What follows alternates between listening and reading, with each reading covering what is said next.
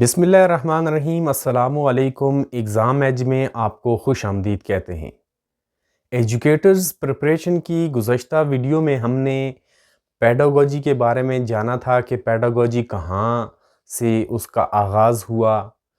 Pedagogy ہے کیا، اور اس کے جو لٹرل میننگ ہیں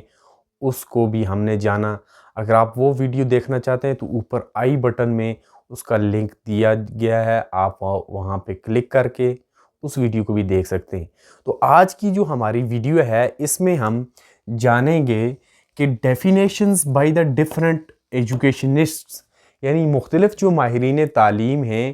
انہوں نے پیڈاگوجی کی کیا ڈیفینیشن کی ہوئی ہے، اور دوسرے نمبر پہ ہم دیکھیں گے ان وچ ایریاز دے ایمفیسائز، یعنی ان کی ڈیفینیشن کے مطابق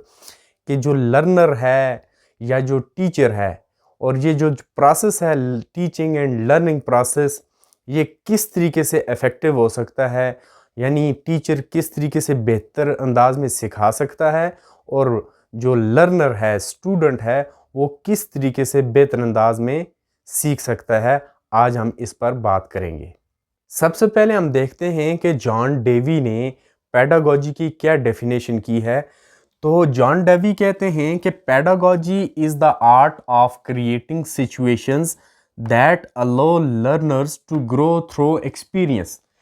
یعنی پیڈاگوجی ایک ایسا فن ہے جس کے ذریعے جو ٹیچر ہے وہ ایسی سچویشن کریٹ کرتا ہے، ایسا ماحول بناتا ہے جس میں جو لرنر ہوتے ہیں وہ ان کی جو لرننگ ہوتی ہے اس میں گروتھ ہوتی ہے، اس میں بڑھوتری ہوتی ہے، وہ کس کے ذریعے ہوتی ہے؟ Through experience. یعنی ہمیں یہاں پہ یہ سمجھ آئی کہ جان ڈیوی کا جو مین مقصد ہے جو وہ اپنی اس ڈیفینیشن میں بتانا چاہ رہے ہیں کہ ٹیچر جو ہے وہ اس صورت میں بہتر انداز میں سکھا سکتا ہے جب لرنر کو ایسی سچویشن یا ایسا انوائرمنٹ دیا جائے جس میں وہ ذاتی ایکسپیرینسز کر کے، یعنی عملی طور پہ وہ شریک ہو کے زیادہ سیکھ سکتا ہے۔ تو ان کی جو یہ ڈیفینیشن ہے اس کا جو مرکزی پوائنٹ ہے وہ ہے ایکسپیرینس، یعنی بچہ جو ہے یا اسٹوڈنٹ جو ہے وہ اس وقت زیادہ بہتر انداز میں سیکھ سکتا ہے جب وہ ایکسپیرینس کرتا ہے۔ یعنی ہم یہ کہہ سکتے ہیں کہ جو جان ڈیوی ہیں ان کے نزدیک لرننگ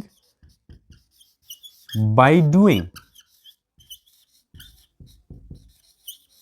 یعنی جو بچہ ہے وہ اسی صورت میں بہتر سیکھ سکتا ہے جب وہ کسی سچویشن میں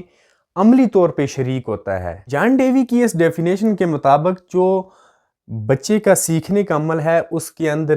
کریٹیویٹی جو ہے وہ شامل ہوتی ہے، سکلز شامل ہوتی ہیں، پھر وہ ریئل لائف جو سچویشنز ہیں ان کو ایکنالج کیا جاتا ہے، اور اس کے ساتھ ساتھ جو پرابلمز ہیں وہ بتائی جاتی ہیں اور بچہ ان پرابلمز کو خود سالو کرتا ہے پریکٹیکلی۔ یعنی جان ڈیوی کی ڈیفینیشن میں ہمیں یہ سمجھ آتی ہے کہ جو بچہ ہے یا چائلڈ ہے یا اسٹوڈنٹ ہے وہ اس وقت زیادہ سیکھتا ہے جب وہ کسی سچویشن کے اندر خود کو ڈالتا ہے، پھر وہ اسے پرابلم سالو کرنے بھی آ جاتی ہے، پھر وہ اینالائز بھی کر لیتا ہے، اس کے اندر کریٹیکل تھنکنگ بھی آتی ہے، اور جو لرننگ کا پروسیس ہے وہ زیادہ ایفیکٹو ہوتا ہے جب بچہ سیکھنے کے عمل کے دوران عملی طور پر شریک ہو، پریکٹیکلی انوالومنٹ ہو اس کی، تو تب جا کر وہ بہتر انداز میں سیکھ سکتا ہے۔ دوسری جو ہمارے پاس ڈیفینیشن ہے وہ پالو فرائر کی ہے۔ پالو فرائر کہتے ہیں کہ pedagogy is a process of engaging learners in critical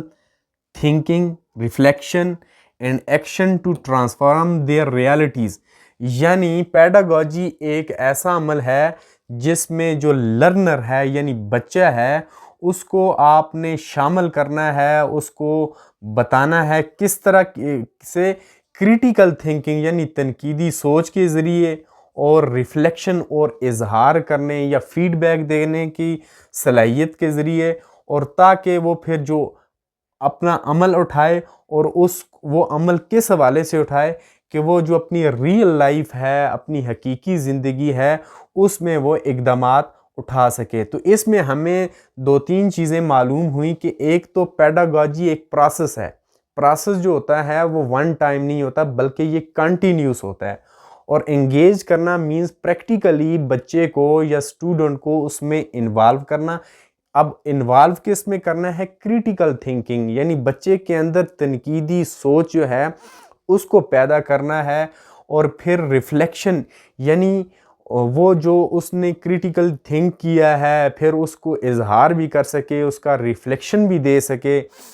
اس کا فیڈ بیک بھی دے سکے، اور پھر اپنی حقیقی زندگی کے اندر بھی اس کو استعمال میں لا سکے۔ تو تین امپارٹنٹ چیزیں ہیں، ایک تو ہم نے بچے کو انوالو کرنا ہے، انگیج کرنا ہے کریٹیکل تھنکنگ میں،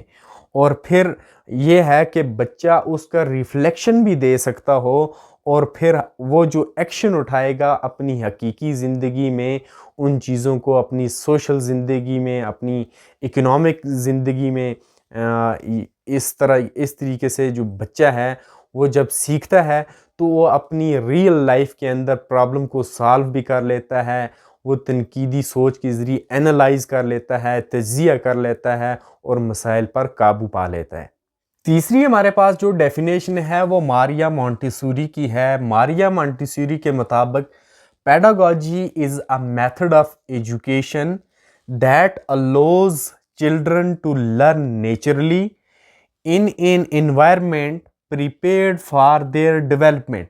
یعنی پیڈاگوجی تعلیم کا وہ طریقہ ہے جس میں بچے کو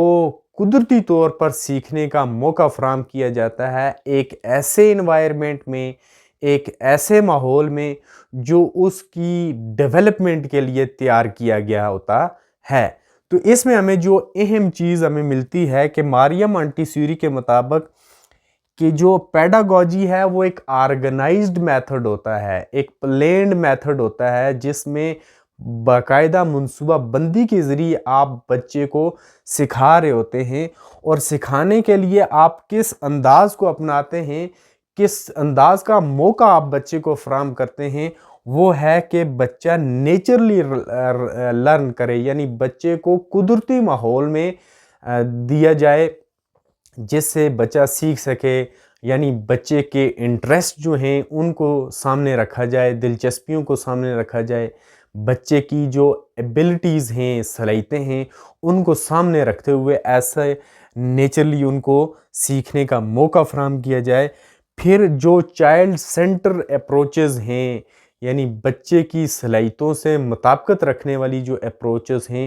ان کو استعمال میں لایا جائے، اور پھر پریپیئرڈ انوائرمنٹ، یعنی انوائرمنٹ جو ہے وہ پریپیئرڈ ہونا چاہیے، یعنی جو آپ کا کلاس روم ہے وہ ویل ڈیکوریٹڈ ہونا چاہیے، ویل فرنشڈ ہونا چاہیے، اور اس میں وہ میٹیریل جو آپ نے لیسن ڈیلیور کرنا ہے اس کے لیے جو میٹیریل درکار ہے وہ وہاں پہ موجود ہونا چاہیے، اور بچے کو سیکھنے کا باقاعدہ موقع دینا چاہیے، اور اس کے ساتھ مینٹلی اپروپریٹ، یعنی وہ سرگرمیاں جو بچے کی مینٹل ایج جو ہے اس سے مطابقت رکھتی ہوں، اس کی ایموشنل جو ہیلتھ ہے اس سے مطابقت رکھتی ہوں، اس کی جو فزیکل سٹرینتھس ہیں اس کے ساتھ مطابقت رکھتی ہوں، اور اس کی سوشل نیڈز جو ہیں اس کے مطابق رکھتی ہوں۔ ایسے ایکٹیویٹیز میں آپ نے بچے کو انوالو کرنا ہے، اس میٹیریل کی موجودگی میں، اس پریپیئرڈ انوائرمنٹ کی موجودگی میں جو بچے کی تعلیم اور تربیت کے لیے آپ نے وہاں پہ بنایا ہوتا ہے، تیار کیا ہوتا ہے۔ اور وہاں پہ جو ٹیچر ہے وہ ٹیچر کے رول کو یہ سمجھتے ہیں کہ ٹیچر فیسیلیٹیٹر کے طور پہ کام کرے، گائیڈ کے طور پہ کام کرے، اور سہولت کار کے طور پر کام کرے۔ تو یہ تھیں ہمارے پاس آج کی 3 ڈیفینیشنز ہم نے دیکھیں، اور جو مزید